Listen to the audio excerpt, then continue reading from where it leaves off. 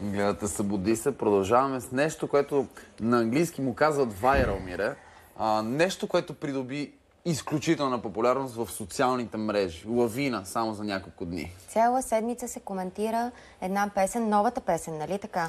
На Фики Стораро. Точно така. Песента се казва Is This Love и е на английски язик. Само че породи не малко реакции в социалната мрежа. Стотици коментари се изсипаха след промоцията на Фики на новата му песен, на новия албум, който се казва на нейно име. Много хора така и албума така се казва. Албумът се е кръстен на името на песента. Хората намериха за много нетактично от негова страна съвпадението на името и изобщо приеха песента за кавър на една легендарна рок песен на Whitesnake, Is This Love. Всъщност това, което ни накара да се срещнем с Фики и всички тези драми около реакцията на публиката към неговия нов продукт, за произношението му на английски, за начина, по който той вижда излизането си извън българския пазар дори. Оказва се обаче, че всъщност тази песен няма нищо общо с рок, легендарната песен. Това е песен, която му е подарена от известен турски композитор. Той се казва Исмел Тунчбилек. Но по-интересното от срещата ми с Фики, най-добре да представя видеото и хората да видят сами как той приема шегите. Нека да го видим Фики и Is This Love. Ще чуят и тази велика песен. Coming closer, won't you tell me, is this love?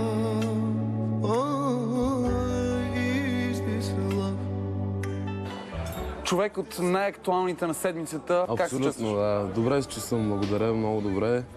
Щастлив съм, че вече албумът е факт и се случиха доста хубави неща тази седмица. Дори последният проект, който скарахме, Is This Love, и беше доста различен проект и всъщност така е кръстен албума. Ти се смееш, аз очаквах да видя тук един сърдит, така неудовлетворен от шегите по темата човек. Ти го приемаш с усмивки. Кажи, очакваш или всъщност как реагираш на критиките? Как ги прие? Не съм претендирал никога с моят английски език. Разбирам го доста добре и мисля, че текстът се разбира доста добре в песента за какво се пее. Просто въпросът е, че тук в нашата страна имат така наречен доста разбирачи, доста критици, които коментираха с лошо този проект, че нямам крака и тем подобни прости, които се измислиха. Нямам, свикнал съм и всеки има право на мнение и на избор, но мисля такова аз дори не... И да не ми хареса нещо, никога не бих седнал да кажа много е гадно или нещо от сорта. Минаваше ли ти през главата, че може да има подобен тип реакции, когато реши да направиш песен на английски? Не ми е минало през акъла, че има такива, чак до такава степен, нали. Очаквал съм, аз съм свикнал на хейта и това да пишат постоянно някакви глупости за мен. Но чак до такава степен, то Is This Love, къде е Is This Love? Нали знаеш, че те го кръстиха вече като име. Точно, това е име на човек. Is This Кой е Love? Is This Love? Is This Love, дали това е любовта, всъщност питам аз песента. Това е една много хубава любовна песен. Is This Love, чу, не знам, може да си го намерят някъде, не знам. Дали има изобщо такъв човек, който се казва Is This Love.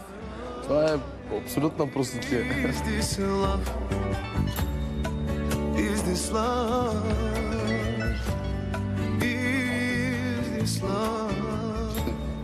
Английски език с тези орнаментики и това изпяване и тази музика е нещо ново в музиката. Но, за съжаление, повечето от хората не харесват новите неща и не усещат по-скоро новите въведения в музиката. Отнеха те от мене, сякаш късаха месо, после мътните ме взели да живея за какво. Песента, на която кръсти и албума си, е посветена на конкретен човек в живота ти. Вярно ли е това? До някъде може да се каже, защото любовта е съвкупна от много неща, особено при моя случай. Любовта е моята музика, любовта е моето семейство, любовта са приятелите, които са винаги до мен и разбира се, жена винаги има. Тази жена е новата ти любов или има нещо, което не си ни казал още? Ами всъщност аз не искам да се я запазя в тайна, защото ми е много мила и някакси Не искам и тя да участва в този хейт. Добре, тогава няма да ми кажеш името. Кажи ми поне от колко време сте заедно. От 2 години сме заедно.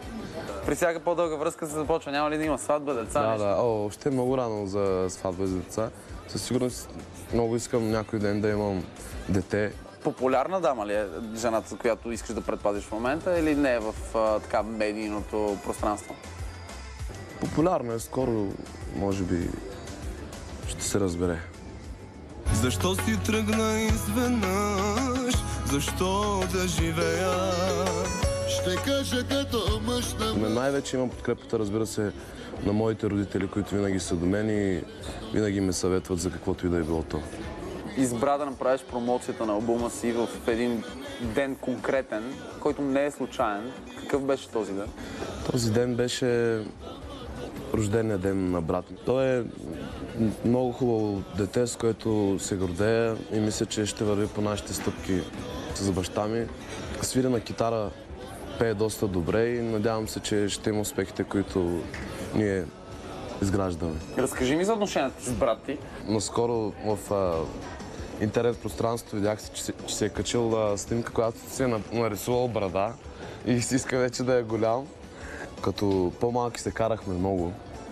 Сега вече е така малко по-олегна и той по-се слуша в моите съвети.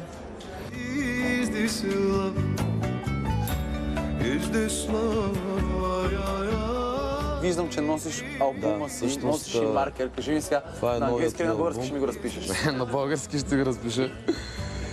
Издиславчо. Така, направо си Издислав. С много обич, братле, запивай. Благодаря ти. Желая ти успех. Благодаря ти много и на вас, на целия екип.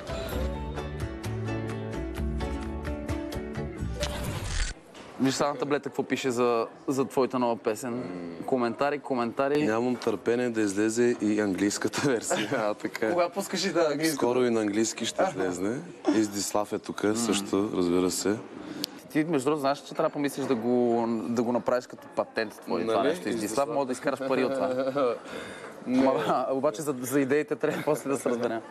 Бареков помагал с английския текст. Да, помогна ми с английския текст. Това ли ти е новият текстописец? Ами трябва да го питам, да, за следващата песен да помогне той. Аз съм положителен тип и винаги по-положителните неща прибягвам към тях и гледам те да са ми на първи план. Закриваме тук разговора от Фики, Деян и Издислав. За зрителите на Сладисе това беше. Супер.